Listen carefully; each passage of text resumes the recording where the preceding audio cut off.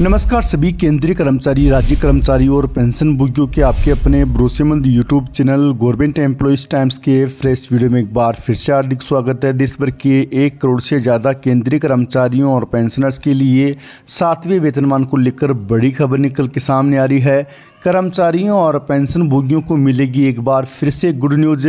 25 सितंबर को फिर बढ़ेगा डीए, एरियर का भी मिलेगा लाभ। जल्द कैबिनेट में आएगा प्रस्ताव। साथ में बात करेंगे दिवाली से ठीक पहले इन कर्मचारियों को मिलेगा बोनस, खाते में आएगी मोटी रकम। साथ ही ओपीएस बहाली के लिए राष्ट्रपति को भेजे गए 4.25 लाख पोस्ट कार्ड, पुरानी पेंशन के लिए बनी ये रणनीति। साथ ही इन कर्मचारियों को नहीं मिलेगी फुल पेंशन, केंद्र सरकार ने लिया बड़ा फैसला। साथ ही बात करेंगे केंद्रीय कर्मचारियों और पेंशनर्स के 8वें पे कमीशन सहित पेंशन भोगियों की 2 और महत्वपूर्ण खबरों के बारे में। यदि जानकारी पसंद आई तो वीडियो को लाइक कीजिएगा। चैनल पे पहली बार आए हैं तो प्लीज़ चैनल को सब्सक्राइब कीजिएगा, क्योंकि आपसे जुड़े तमाम तरह के महत्वपूर्ण आदेश, वीडियो और इन्फॉर्मेशन हम यहाँ पर लाते रहते हैं। तो सबसे पहली बड़ी खबर की बात कर ले तो मध्य प्रदेश से पेंशन को लेकर बड़ी खबर निकल के सामने आ रही है। मध्य प्रदेश में 2.25 लाख कर्मचारियों को पेंशन का टेंशन बढ़ गया है। आपको बता दें कि प्रदेश सरकार ने कर्मचारियों के सामने एक शर्त रखी है। मध्य प्रदेश में यह प्रावधान है कि 33 साल की सर्विस पूरी होने पर फुल पेंशन आपको दी जाएगी। प्रदेश में 7.5 लाख कर्मचारियों में से 2.25 लाख ऐसे हैं जो 33 साल की नौकरी पूरी करने से पहले रिटायर हो जाएंगे। ऐसे में इनके पेंशन पर खतरा मंडरा रहा है। आपको बता दें कि शर्त अर्हतादायी सेवा यानी क्वालिफाइंग सर्विस कहलाती है। आपको बता दें कि ये शर्त जो कर्मचारी पूरी नहीं कर पाएंगे उन्हें पूरी पेंशन नहीं मिलेगी। अभी मौजूदा स्थिति में जो कर्मचारी रिटायर हो रहे हैं उन्हें पूरी पेंशन का लाभ नहीं मिल रहा है। केंद्र सरकार ने अपने कर्मचारियों के लिए 7वें वेतनमान के साथ इस अर्हता अवधि को घटाकर 25 साल कर दिया था। इस कारण केंद्र के सेवानिवृत्त कर्मचारियों को पूरी पेंशन मिल रही है। देश के ज़्यादातर राज्यों में भी कर्मचारियों को पूरी पेंशन मिल रही है, लेकिन मध्य प्रदेश में केंद्र की तर्ज पर प्रावधान में संशोधन नहीं किया गया है। इसलिए यहाँ के कर्मचारियों को पेंशन का पूरा लाभ नहीं मिल पाएगा। वहीं अगली बड़ी खबर की बात कर ले तो देश भर के 52 लाख से ज़्यादा केंद्रीय कर्मचारी और 68 लाख से अधिक पेंशन भोगियों के महंगाई भत्ते और महंगा राहत को लेकर बड़ी खबर निकल के सामने आ रही है। केंद्र सरकार द्वारा AICPI इंडेक्स के 6 माही आंकड़ों के आधार पर साल में 2 बार बढ़ने वाला DA और DR को लेकर ज़बरदस्त खबर निकल के सामने आ रही है। आपको जानकारी के लिए बता दें कि जनवरी 2024 में 4% DA बढ़ाया गया था, जिसकी घोषणा मार्च में की गई थी, जिसके बाद DA 46% से बढ़कर 50% के पार पहुंच गया था। इसके साथ ही कई भत्तों और ग्रेजुएटी में भी इजाफा किया गया था।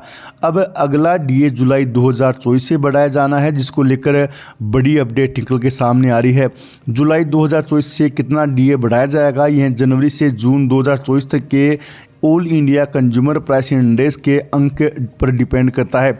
अगर श्रम मंत्रालय द्वारा जारी AICPI इंडेक्स पर नज़र डालें तो जून 2024 तक अखिल भारतीय उपभोक्ता मूल्य सूचकांक 1.5 अंक बढ़कर 141.5 पर पहुंच गया है।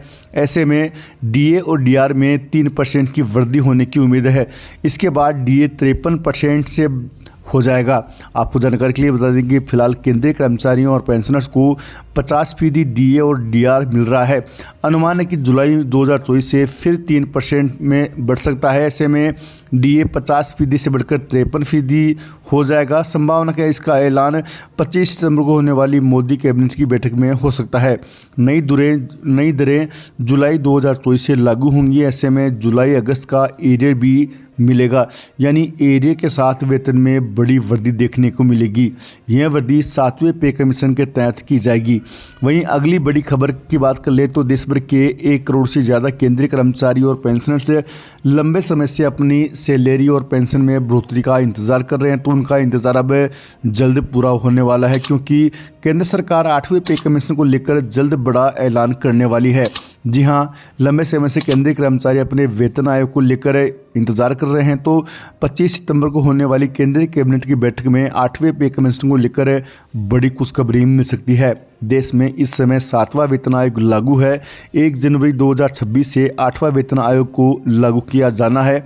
आपकी जानकारी के लिए बता दें कि केंद्र सरकार हर 10 साल पर नया वेतन आयोग लागू करती है।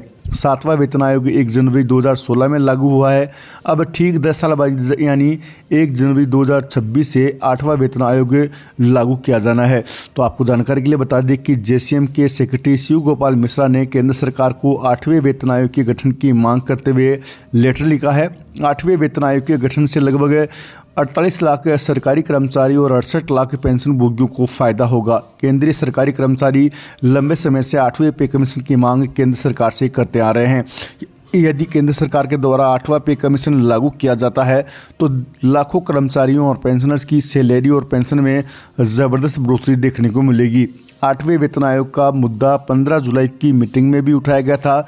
इसके ऊपर कैबिनेट सेक्रेटरी ने अपनी सहमति जता दी थी कि आने वाली केंद्रीय कैबिनेट की बैठक में इसको लेकर बड़ा ऐलान किया जाएगा।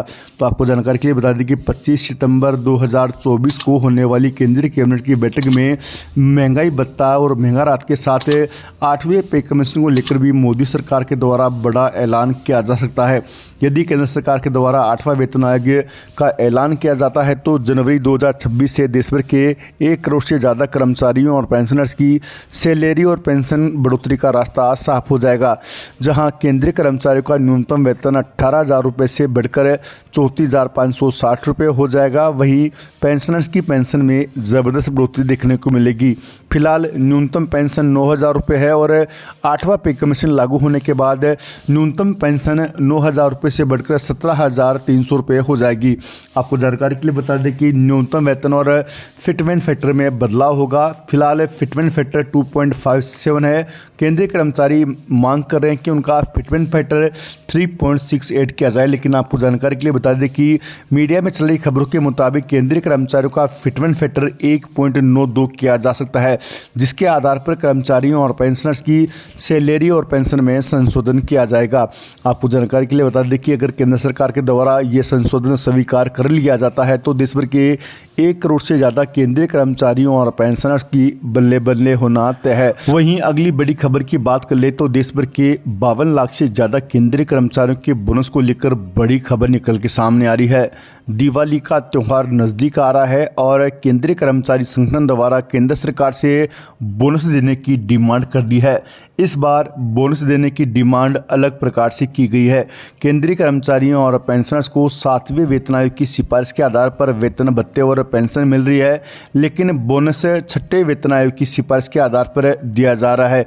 केंद्रीय कर्मचारी संगठन द्वारा सरकार से डिमांड की गई है कि देश भर के 52 लाख से ज़्यादा केंद्रीय कर्मचारियों को 7वें वेतन आयोग की सिफारिशों के आधार पर बोनस का भुगतान किया जाए। यदि सरकार द्वारा ये मांग मान ली जाती है तो केंद्रीय कर्मचारियों की दिवाली अब शानदार मनने वाली